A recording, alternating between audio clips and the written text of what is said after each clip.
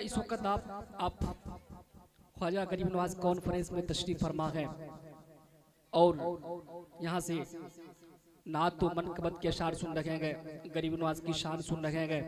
और हम तो कहते हैं आप भी इस वक्त गरीब नवाज की बारगाह में खिराज अकीदत खिराज मोहब्बत पेश कर रहे हैं। और क्यों नहीं, क्योंकि हुजूर गरीब नवाज की चौखट एक ऐसी चौखट है, चाहे हिंदू भाई हो, सिख हो, ईसाई हो, नसरानी हो, सब जाके हाजिरी देते हैं और सब ये कहने पे मजबूर हो जाते हैं खाजा हिंद वो दरबार है आला तेरा, कभी महरूम नहीं मांगने वाला तेरा।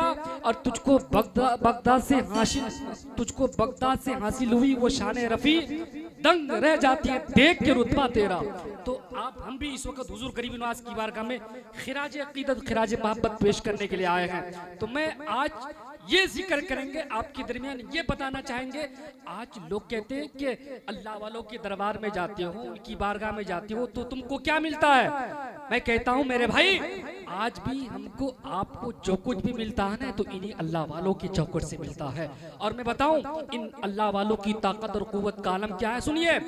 एक होता है मादी ताकत, एक होता है रूहानी ताकत। मैं दो बातें पेश करूंगा और तकरीर खत्म करूंगा। तो देखिए, रूस में कुछ दिन पहले हादसा हुआ था और ये बात अखबार में भी ये बात आई थी, टेलीविजन के जरिए भी मिनिशर किया गया था, ये बात मैंने भी पढ़ा था। तो मैं समझाना ये चाहूंगा कि मादी ताकत क्या होती है, रूहानी ताकत क्या होती है। तो देखिए, समुद्री जहाज ना दो तरीका होता है, एक समंदर के ऊपर से चलता है, एक समंदर के नीचे से चलता है। तो मैं उसका जिक्र करूंगा जो समंदर के नीचे से चलता है।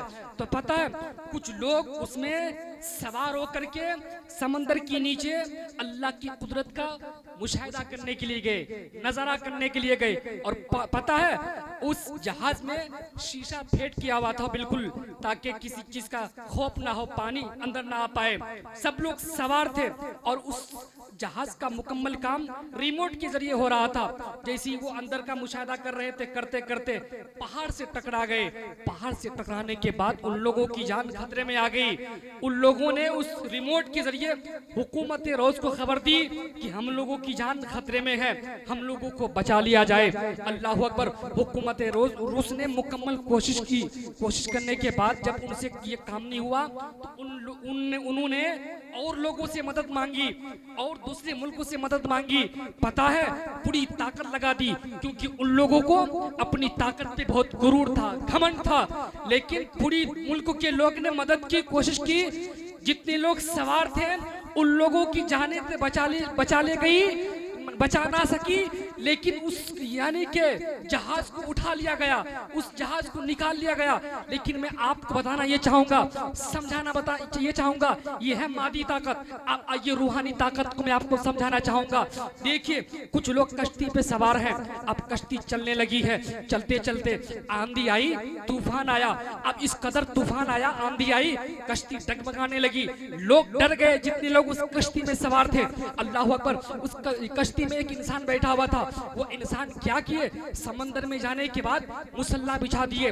मुसल्ला ने बिछाने के बाद नमाज पढ़ने लगे। सबने कहा हुजूर आप कौन हैं, आप हम लोगों की जान बचा लें, अब हम लोग डूबने वाले हैं। लेकिन वो इंसान उन लोगों की तरफ नजरे करम नहीं कर रहे हैं। फिर उन लोगों ने कहा आप कौन हैं, हम लोगों की जानें बचा लीजिए। अल्लाह अकबर।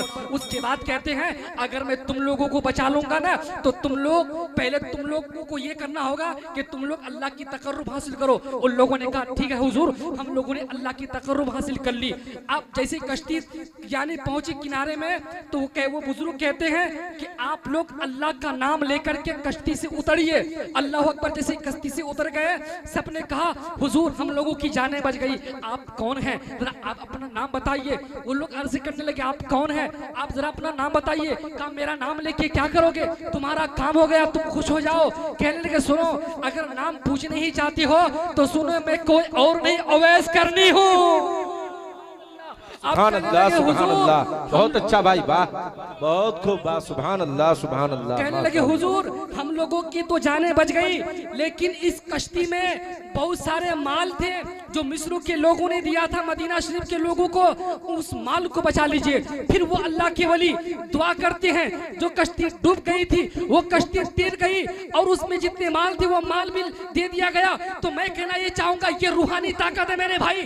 मैं बताना ये चाहूंगा, जहाँ पे मादी ताकत की इंतहा होती है वहां से रूहानी ताकत का इंतहा होती है। इसलिए मैं कहना ये चाहूंगा, आज अमेरिका कहता है मेरा मुल्क सुपर पावर है, आज जर्मन कहता है मेरा मुल्क सुपर पावर है, आज जापान बोलता है मेरा मुल्क सुपर पावर है, आज अमेरिका कहता है मेरा मुल्क सुपर पावर है, आज साउथ अफ्रीका कहता है मेरा मुल्क सुपर पावर है। लेकिन मैं कहना ये चाहूंगा मेरे भाई, पूरी दुनिया की मुल्कों की ताकत एक पल्ले में रख दिया जाए और अल्लाह के वली हजरत अवैस करने की ताकत एक पल्ले में रख दिया जाए, अवैस करने की ताकत सब पे भारी हो जाएगी। इसलिए तो शायर कहते हैं, जब उनके गदा भर देते हैं शाहाना ज़माना की झोली, जब मोहताज का आलम ये है तो मुख्तार का आलम क्या होगा। ये है आज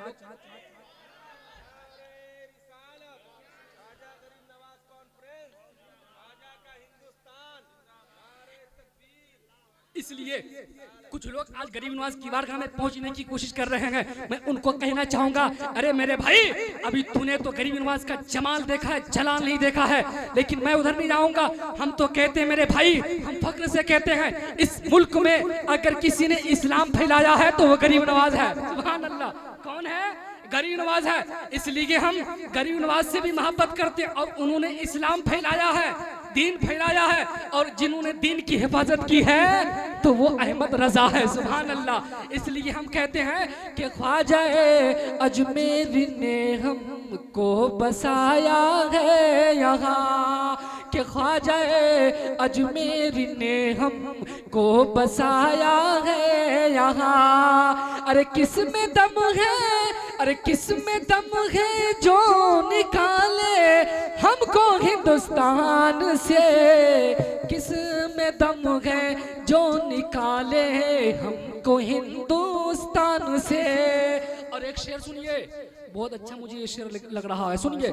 कि जब रजा वाले निकलते हैं निराली शान से, कि जब रजा वाले निकलते हैं निराली शान से, अरे भाग जाते, अरे भाग जाते हैं वहाँ पे उस घड़ी मैदान से, भाग जाते हैं वहाँ भी उस घड़ी मैदान से। इसलिए मैं पैगाम ये देना चाहूँगा, मैं बताना ये चाहूँगा, मुझे खुशी हुई कि आप लोगों ने गरीब नवाज के नाम पे इस महफिल का इनकाद किया। लेकिन गरीब नवाज का पैगाम यही है कि आप उनकी तो छठी मना रहे हैं, आप उनका जश्न तो मना रहे हैं, लेकिन उनका पैगाम ये भी है कि नमाज ना छोड़े। क्या ना छोड़े? नमाज ना छोड़े, नमाज पढ़ते रहे। हर शायर, हर मुकर्रिर का मामला ये होता है कि उनका तकरीर करने का मकसद यही होता है हम सब नमाजी बन जाए। और आप इसमें से इतने लोग तशरीफ फरमा है, एक भी नमाजी बन जाएगा ये महफिल कामयाब हो जाएगा। सुभान अल्लाह। हम कहते हैं मेरे भाई, जुमा भी पढ़िए, पंज वक्ता भी पढ़िए, ईद बकरीद भी पढ़िए, और हम तो कहते हैं अल्लाह तौफीक दे तो तहज्जुद की नमाज भी पढ़िए। और मैं बताऊं, जो तहज्जुद की नमाज पढ़ते हैं ना तो आसमान अव्वल पे अल्लाह की रहमत नाजिल होती है। रहमत कहती है बंदा बोल क्या मांगना चाहते हो, क्या दिल में तमन्ना है, आरज़ू है, ख्वाहिश है। यार आज कहते हैं मौलाना साहब मैं परेशान हूँ। अरे मेरे भाई, आप नमाज पढ़ते हैं, नमाज पढ़ने के बाद आप दुआएं करिए, मालिक मैं परेशान हाल हूँ, मेरी परेशानी को दूर फरमा दे। यार अगर कोई बीमार है वो दुआ करे, मालिक मैं बीमार हूँ, मुझे शिफा अज़ीला दे दे। यार कोई अगर कर्ज में मुब्तला है वो ये दुआ करे, मालिक मैं कर्ज में डूबा हुआ हूँ, हाथ उठाने में ताखिर होगी ना कि रब को अता करने में ताखिर होगी। इसलिए अल्लाह ताला की बारगाह में दुआ है हम सबको हुजूर गरीब नवाज से मोहब्बत करने की तौफीक दे, उनकी बातों पे अमल करके जिंदगी गुजारने की तौफीक दे। वमा अलैना इल्ला अल बलाग। अस्सलामु अलैकुम।